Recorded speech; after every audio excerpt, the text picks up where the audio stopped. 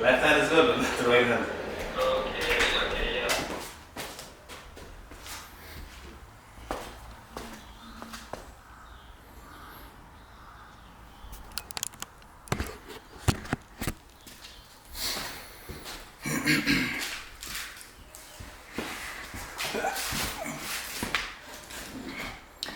Okay, so I don't have the dead cat today, but let's go through kind of what I learned from Anton today.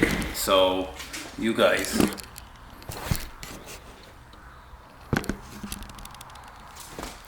So I don't have the dead cat today, but I think the sound should be alright. There's no rain or the heater's not on. So let's go through what I learned from Anton today, so you can get some free high quality information and I can pass it on. And while it's not specific to you, it might be something you can go, hey, let me try this, and they're like, oh, this feels better. So you've probably seen a lot of things there we're working on, and I like what I like about Anton's coaching is his attention to detail with the technical aspect, and he's also very, very sure of the details he wants. So he's got this model of a technique that he really knows inside and out, and he knows those details, he knows every moving part of those. And one of the big attributes to that system, or one of the main aspects of his technical model, is minimizing joint angles. So this is a pretty strong hallmark of the Soviet system. So I know people, one or two people are wondering, just one person was wondering, is this kind of a touch sensitive to call it Soviet? But that is what that system is. You know, Soviet's no longer a country. What Russia is doing is not what Soviet weightlifting coaches did. It's not wrong to call it Soviet. It's just literally the system where a lot of weightlifting came from. A lot of this technical nuance, a lot of these technical modelings came from the Soviets, and a lot of those great weightlifters were Ukrainian, Georgian, Russian, and this model is a hallmark of that, and that minimizing joint angles and joint movements. So moving the joints through the least ranges of motion as possible to achieve a full lift is one of those hallmarks of Soviet technique, and makes sense. You're minimizing distances. The longer a joint moves to a certain angle, the longer it takes to get back to a certain place. So if we overextend ourselves in the extension, the length of time it takes to get to full depth in is exaggerated, and that's longer than if we'd made the optimal amount of extension. So we're not really over exaggerating certain positions. So it is something that I think is quite interesting, and I haven't seen other nations teach it just like that, to be honest, and it's quite very, very interesting in that regard. So, you know, as you've seen over the years, been very lucky to meet a lot of great weightlifters and a lot of great weightlifting coaches, you know, Qatar, Romanian, German. This style is very unique to this Ukrainian style, and not only is it unique to Ukrainian style, from what Anton is saying, it's also unique to his region in Ukraine, because different regions of Ukraine do different aspects of technique and different models of programming, and certain parts of his region, or his region in particular, likes a lot of lower weight but higher repetitions, a lot of static movements, so slow eccentrics, pauses, low hangs on the lifts, and a lot of repetitions.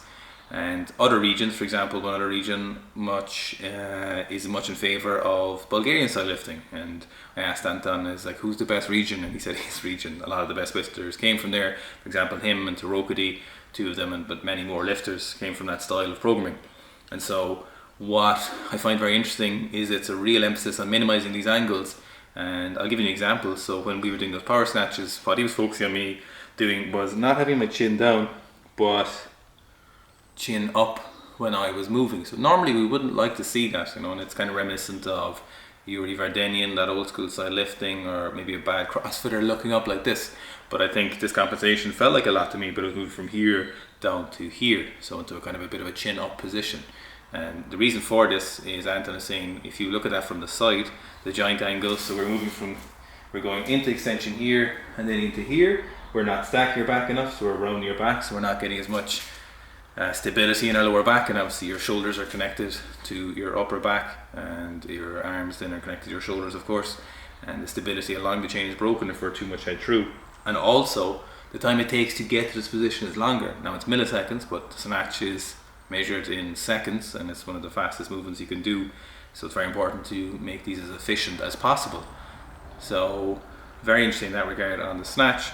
And you'll see on the pulls, you might notice sometimes it kind of rounded in the shoulders, and that is coming from this chin down position in the pull, and it's something I need to work on a lot. And he said those latter reps are better at 160, second two reps for example, because my chin was down here, but I should have been up here like this, and it will help align that spine into extension. So I know extension in the spine is something that is almost a faux pas now. Everything has to be in flexion. You want to make that lever shorter, but not for weightlifting. We want a lot of extension in our back. We want to maintain those angles. We want to maintain those positions as best as possible, because we have to think about where our arms and our legs are going in relation to our back, and if it's a lot of flexion, the stability in those joints is not as accurate and is not as stable as it could be. Then, so that's the pulls and the power snatch. Moving on to the push press then. So one thing I've had a lot of problems with is the snatch grip push press, is that it never feels very stable overhead. And actually, when I snatch grip power jerked 200 kilos, it did hurt my shoulder.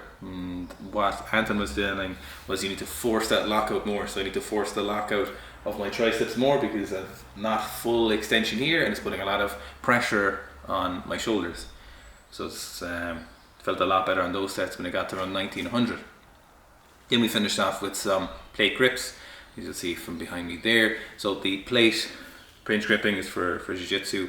So a lot of the stuff is either weightlifting in a style that would work better for jiu-jitsu. So I haven't done any clean and jerks in 2 months, but I've done a lot of cleans. I've done block cleans, done a lot of power snatches, snatch pulls. I said I wanted to go for a bigger pull, so we're working on that as well on both regards, and it's definitely getting better. And then when appropriate, doing some squatting, as you saw from the last vlog. So very interesting stuff, and I'll keep you updated. I really like Anton, seems like a nice guy, and I really like his coaching as well. So once I get back to weightlifting at a certain stage, it'll be very interesting to see how the program will change, and if there's any judge from when I was doing just weightlifting with him while I was on jiu-jitsu, I imagine it'll be very, very tough. So you have been warned. Stay tuned, and I hope you enjoyed this little post-training discussion. Okay, so we're back with the following session. So Sunday evening, you'll be seeing this today. So we're back with some quick squats, just a little bit of squatting, back squat, just because I kind of want to. Obviously all cleared with coach. And then some bodybuilding, because this year, now I've been in very good shape, and I've been in just, I suppose better than the baseline shape I've been, but this year I kind of want to make an effort to be the most optimal body composition for both weightlifting and jiu-jitsu, and that is the most amount of muscle mass and the least amount of body fat I need. So I think at the moment I'm probably somewhere in the 15% or so, and probably no need for that, maybe a little bit more, depending. For example, when I cut to 96, I was probably a bit lower than that 15%, which is not bad, at 100 kilos, but I'd like to be 100, maybe 103 when I'm weightlifting at around 12% or so, and there's kind of no reason not to be. So I'm just going to make more an effort to be in better body composition all around, and then once kind of the weightlifting phase is over, I'll move down again to kind of like the 97 or 98 kilos. But for now, do some back squats and some bodybuilding or resistance work, or whatever you want to call it.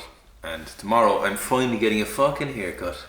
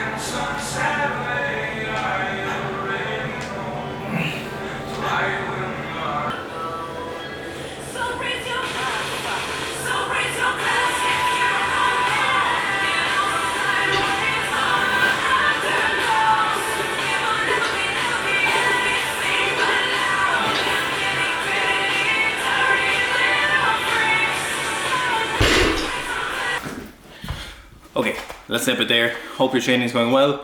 Just a little bodybuilding at the end. Gonna do some tricep extensions with a plate and a little bit of stretching.